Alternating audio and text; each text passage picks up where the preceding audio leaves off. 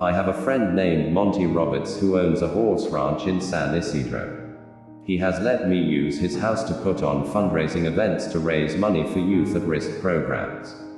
The last time I was there, he introduced me by saying, "I want to tell you why I let Jack use my horse."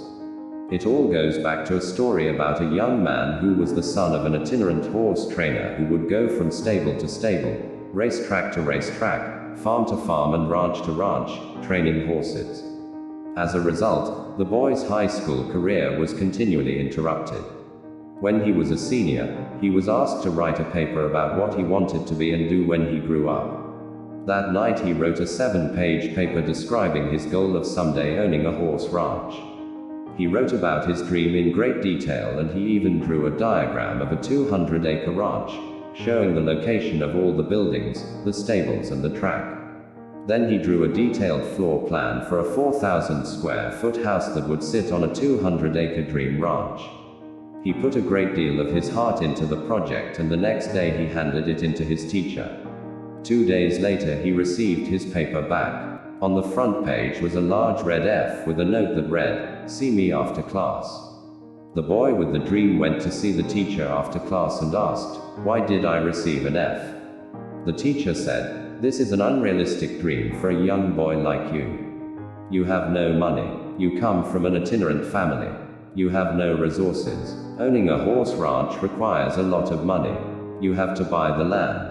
You have to pay for the original breeding stock, and later you'll have to pay large stud fees.